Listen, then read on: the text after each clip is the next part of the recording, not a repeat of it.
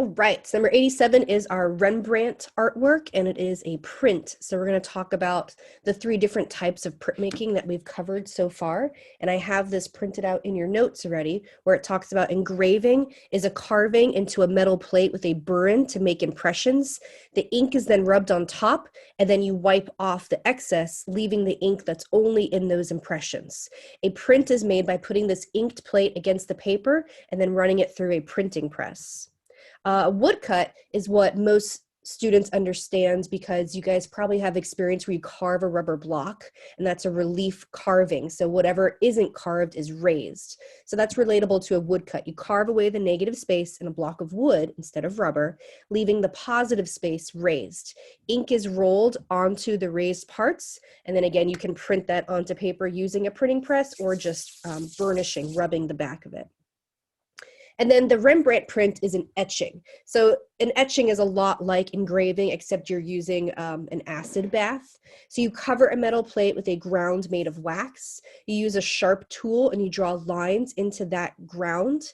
And then you submerge that plate into an acid bath which etches the exposed lines. So it's like eating away at the lines that you've made. The longer time in the acid, the more it eats at the exposed marks.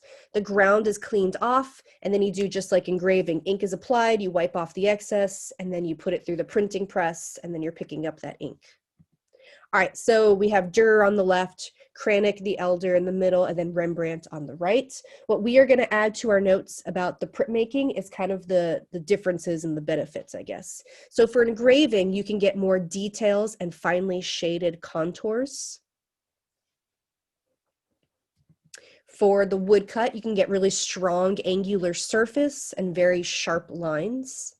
And then for Rembrandt, for our etching, it allows for more delicacy and variation and fine detail because you're drawing into this ground surface, not right into the metal plate. So it's easier to manipulate light. You can get really light, where he's depicting his wife, Saskia, in the back, very light, versus very dark. All right, Rembrandt is a painter as well as a printmaker. So he has a lot of really famous paintings. This one's just called The Anatomy Lesson of Dr. Nicholas Tulp. So if you were to compare this to Baroque, artwork, what does this have in common with Caravaggio? So Rembrandt is the most important painter in Amsterdam. This is in Holland in the 17th century. That's why he's Dutch Baroque. He's influenced by that same tenebrism of Caravaggio, that light source. All right, then here's an example of his etchings. He creates them, and then he makes prints of them, and then he reworks that same printing plate and then makes more prints of that same plate. So his prints are in different stages or states. So Rembrandt was known to rework his compositions using the dry point technique, using a sharp needle to scratch into the metal plate. The burr, like the metal that kind of comes up, like think about if you're scratching into clay, you have those little clay boogers that start coming up everywhere all around it. That's the burr on your metal plate. That would also hold ink and add to his lines.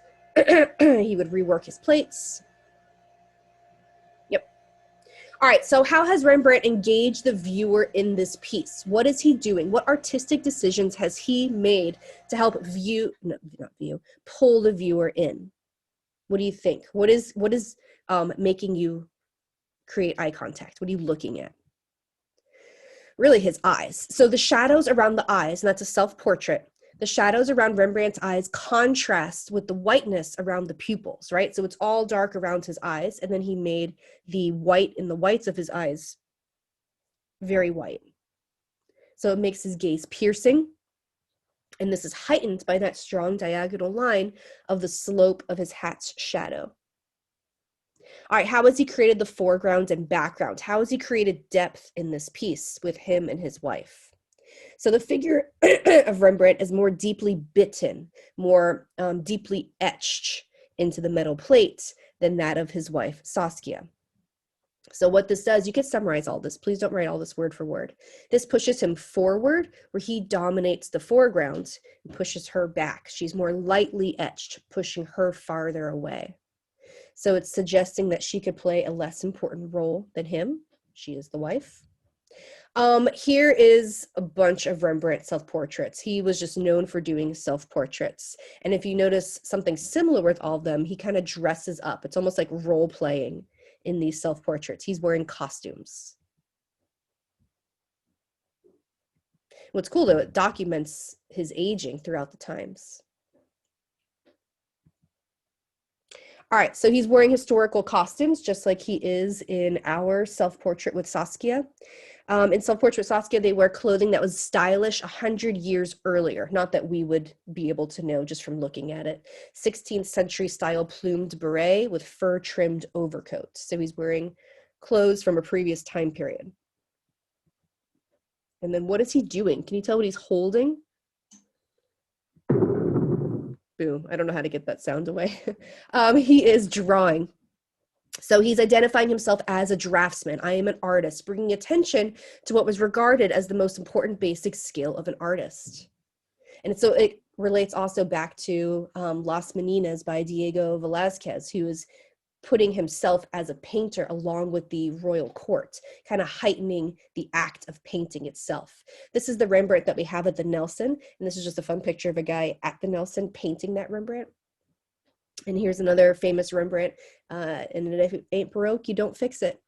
And then if you ever get to see a Rembrandt in real life, his details are just amazing. But he's not hiding the brushstroke. He's still allowing paint to look like paint.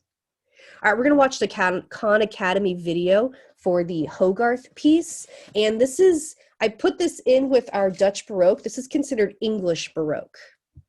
All right, hang on. We're in the National Gallery in London, and we're looking at a set of 6 paintings by William Hogarth, who's best known for making prints, not paintings. 18th century is an interesting moment, especially in England and France, where we have the beginnings of the Industrial Revolution, and as a result, a widening middle class that wants to buy art. You have the landed aristocracy, which is in some ways beginning to lose power to a new merchant class that is becoming powerful because it's becoming wealthy.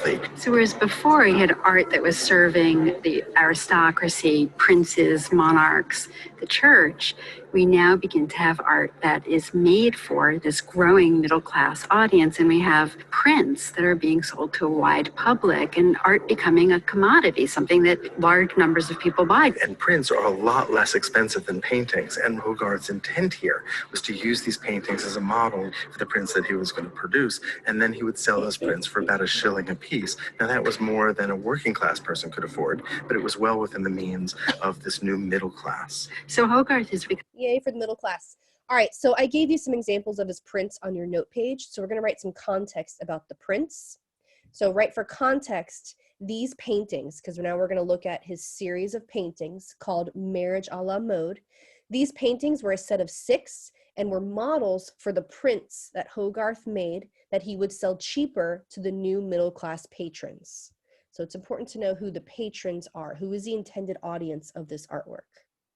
Becoming a kind of artist entrepreneur, something that might be very familiar to us in the 21st century when art is still so closely allied to commerce, to gallery.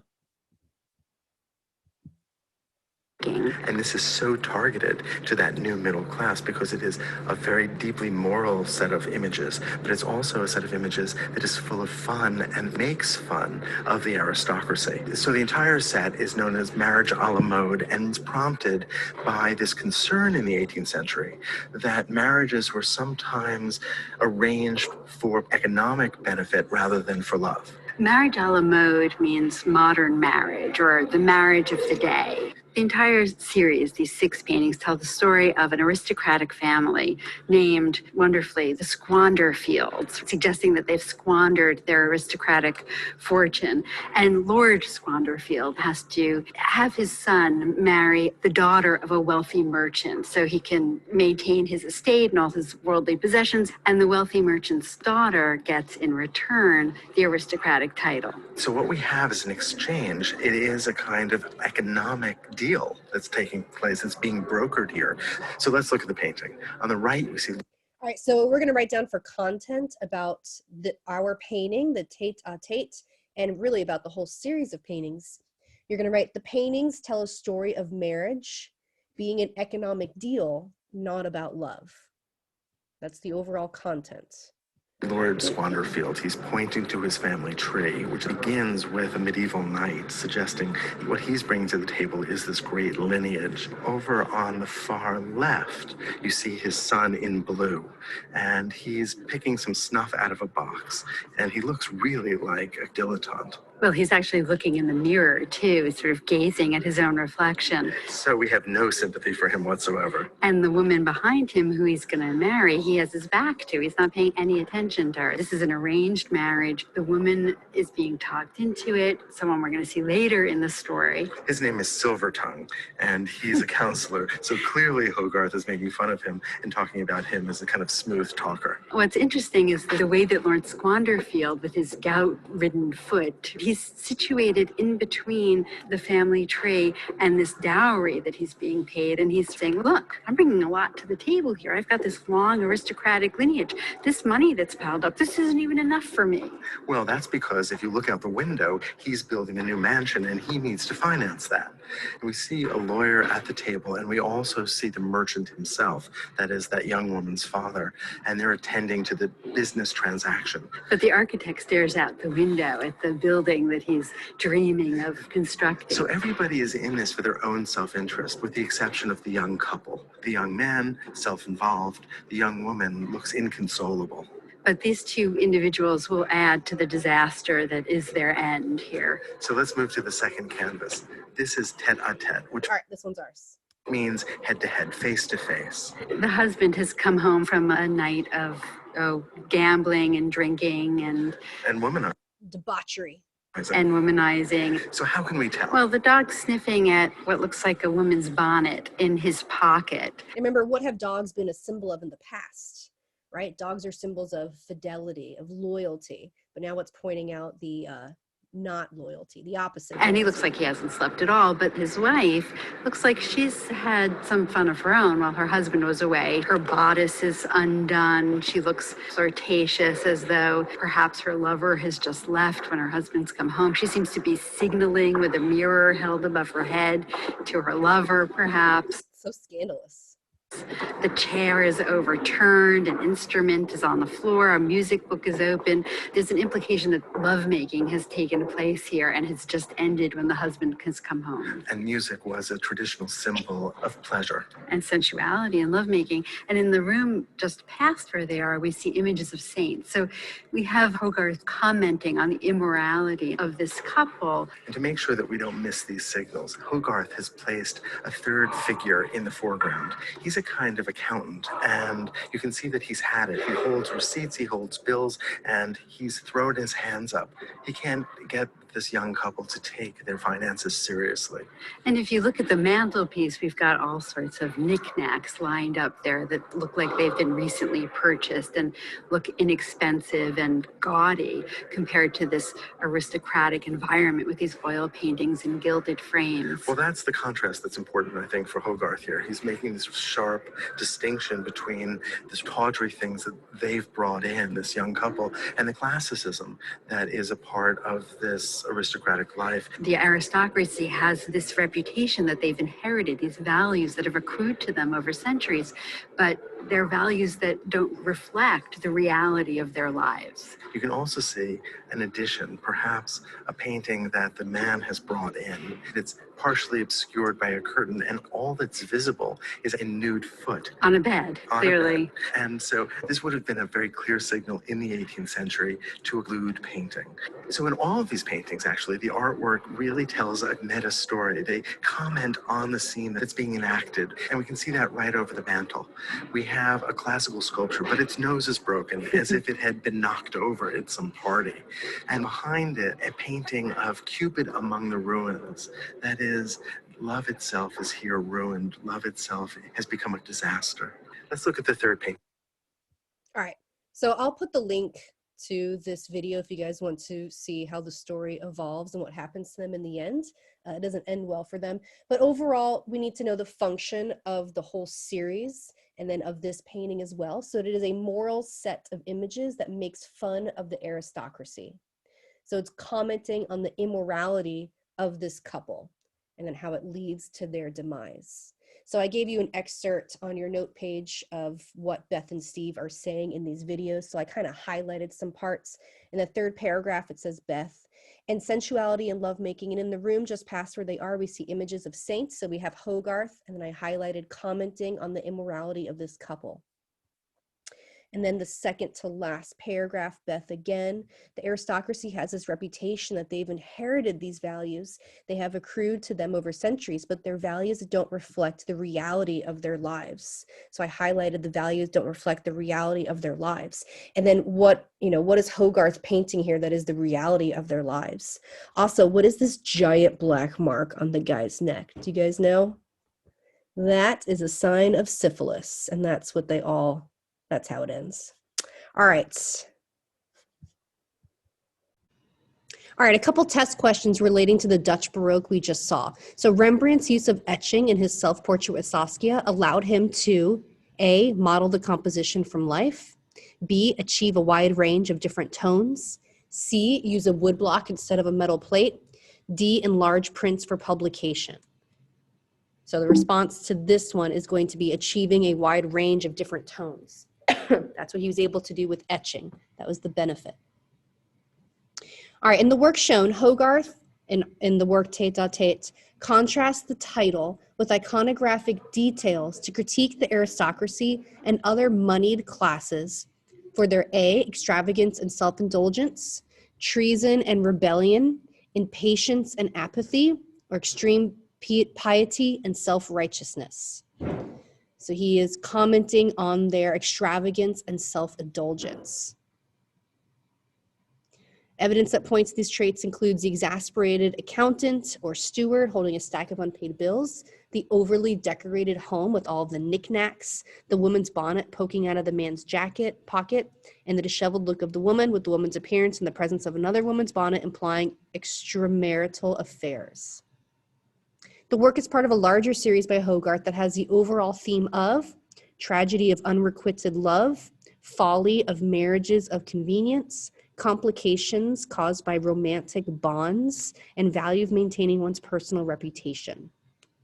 What do you think? All right, it's the folly of marriages of convenience. So why this is not the best thing is what it's saying. Depicts a narrative of marriage between a man and woman arranged by their parents for financial convenience. The marriage contract is the subject of the first painting, and the series goes on to portray the decline and decadence of their relationship.